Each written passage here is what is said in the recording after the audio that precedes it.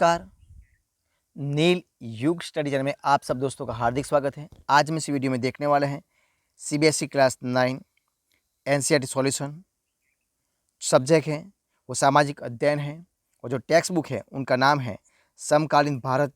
एक part number 1 देखते हैं, यानी कि पहला है जिसका नाम है भारत आकार और स्थिति, यानी कि भारत आकार व स्थिति, यानी कि इंडिया साइज एंड लोकेशन।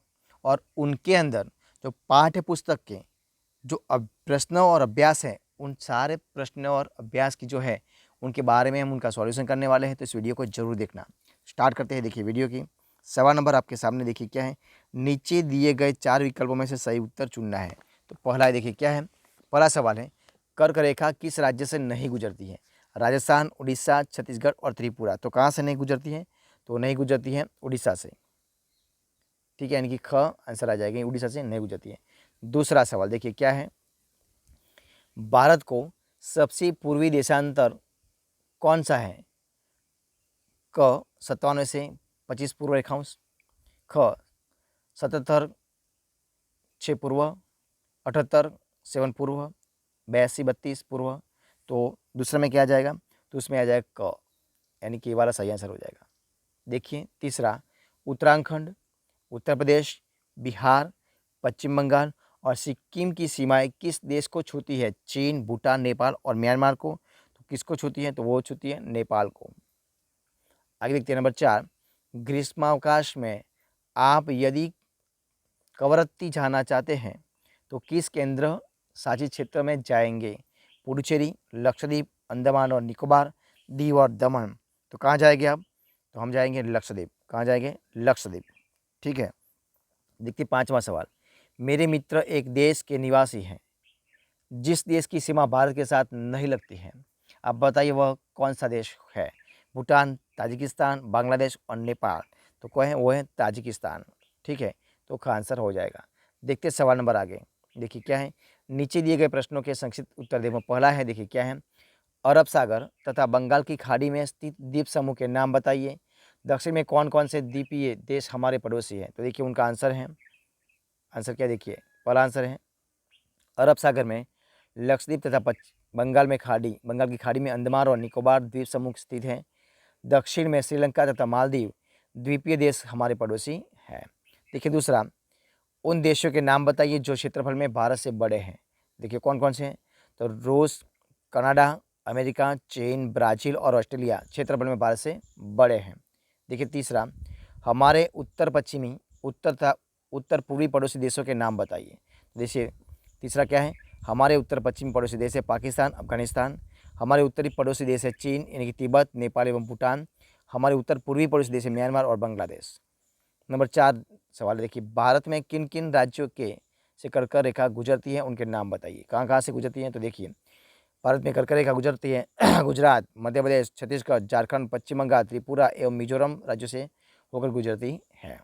देखिए सवाल नंबर तीसरा, देखिए क्या है। सूर्योदय अरुणाचल प्रदेश, सूर्योदय अरुणाचल प्रदेश के पूर्वी भाग में गुजरात के पश्चिमी भाग की अपेक्षा 2 घंटे पहले क्यों होता है, जबकि दोनों राज्यों में घड़ी एक ही समय दर्शाती है? स्पष्ट कीजिए। तो देखिए उनका आंसर है, गुजरात और अरुणाचल प्रदेश में समय का 2 घंटे का अंतर है। गुजरात की अपेक्षा अरुणाचल प्रदेश में सूर्य 2 घंटे पहले उदय होता है, किंतु फिर भी दोनों राज्यों में घड़ियाँ एक ही समय दिखाती हैं। पृथ्वी एक अक्षांश घूमने में 4 मिनट का समय लेती है, इसलिए 15 अक्षांश घूमने में पृथ्वी को 1 घंटा लगता है। भारत का अक्षांशीय विस्तार 30 अंश है और इसीलिए देश के सबसे पूर्वी तथा सबसे पश्चिमी भाग के बीच 2 घंटे का अंतर है, किंतु भारत के सभी भागों में घड़ियाँ एक ही समय दर्शाती हैं, क्योंकि भारतीय मानक समय 82 अंश अक्षांश के अनुसार निर्धारित किया गया है। इसीलिए गुजरात और अरुणाचल प्रदेश दोनों ही राज्यों में घड़ियाँ एक समय दिखाती है। अब देखते हैं सवाल नंबर 4। देखिए क्या है। हिंद महासागर में भारत की केंद्रीय स्थिति से इसे किस प्रकार लाभ प्राप्त हुआ है? तो देखिए उनका आंसर है, भारतीय भूखंड पूर्वी एवं पश्चिमी एशिया के केंद्रित में स्थित है। जो भाग एशिया महाद्वीप से जुड़ा है, भूमार्ग एवं पर्वतीय दरों की सहायता से वही भाग इसे उत्तर पश्चिमी एवं पूर्व दिशा में इसके पड़ोसी देशों से जोड़ता है। दक्षिणी प्रायद्वीपीय भाग हिंद महासागर के अंदर दूर तक चला गया है, जिससे भारत को पश्चिमी तट से पश्चिमी एशियाई, अफ्रीका और यूरोप तथा दक्षिणी पूर्वी एवं पूर्वी तट से पूर्व एशिया के देशों के साथ नज़दीकी संबंध बनाने में मदद मिलती है। अब देखिए मदद मिलती है। भारत की सामरिक स्थिति से प्राचीन समय से ही जल एवं थल मार्ग से विचारों एवं सामान के आदान प्रदान में सहायता प्रदान की है। यही कारण है कि हिंद महासागर में भारत की स्थिति अत्यंत महत्वपूर्ण है। उत्तर में पर्वतों के आर पार जाने वाली विभिन्न दरों से प्राचीन यात्रियों को आने जाने का मार्ग मिलता था।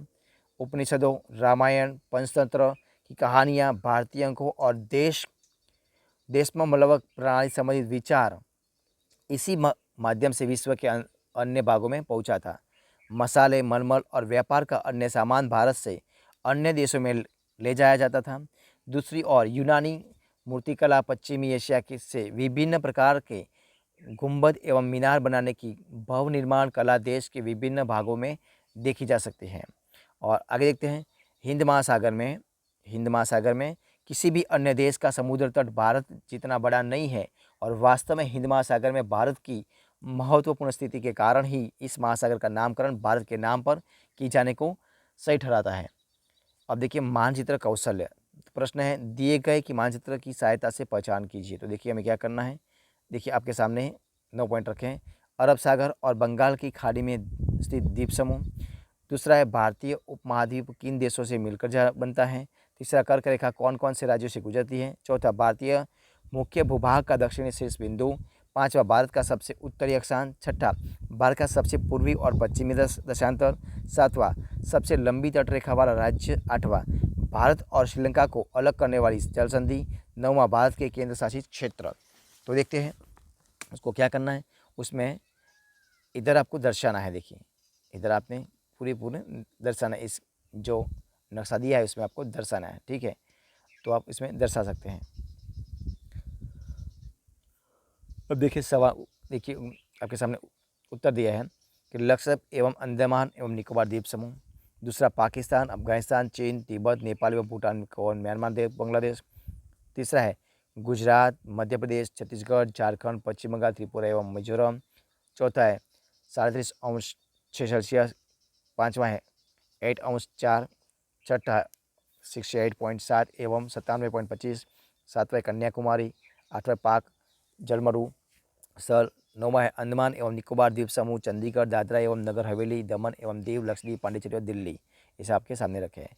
अब देखते हैं, आपके सामने ये सब रखा है। देखिए परियोजना क्या है कि अपने राज्य का विस्तार, अक्षांश और देशांतर में ज्ञात कीजिए। रेशम मार्ग के बारे में सूचना एकत्र कीजिए। यह भी ज्ञात कीजिए कि किन नई विकास योजनाओं द्वारा उच्च पर्वतीय क्षेत्रों में आवागमन के मार्ग विकसित किए गए हैं। उत्तर है स्वयं करना है। आपको ये सब क्या करना है, स्वयं करना है। देखिए रेशम मार्ग चीन एवं भूमध्य सागर के बीच अंतर्राष्ट्रीय व्यापार का एक महत्वपूर्ण मार्ग है, क्योंकि इस मार्ग से होने वाले व्यापार में रेशम का एक बड़ा हिस्सा होता था। अतः 1877 में फिनलैंड ने वॉन्ट रिक्टाफेन नामक एक प्रसिद्ध जर्मन भूगोलवेत्ता ने इसका नाम रेशम मार्ग रख दिया। पारंपरिक रेशम मार्ग पूर्व एवं पश्चिम के बीच संबंध के कारण विकसित हुआ, जिससे सांस्कृतिक विरासत के आदान प्रदान को बढ़ावा दिया। हाल के वर्षों में रेशम मार्ग एक बार पुनः समुद्री मार्ग एवं थल मार्ग दोनों से प्रयोग किया जा रहा है, ठीक है। तो इस प्रकार हम इस वीडियो को इधर खत्म करते हैं। अगर आपको इस वीडियो पसंद आया तो वीडियो को लाइक, कमेंट और शेयर जरूर करना। चैनल को सब्सक्राइब नहीं किया तो सब्सक्राइब करना मत भूलिए। मिलते हैं ऐसे एक नए वीडियो में, तब तक बने रहें। जय हिंद, जय भारत।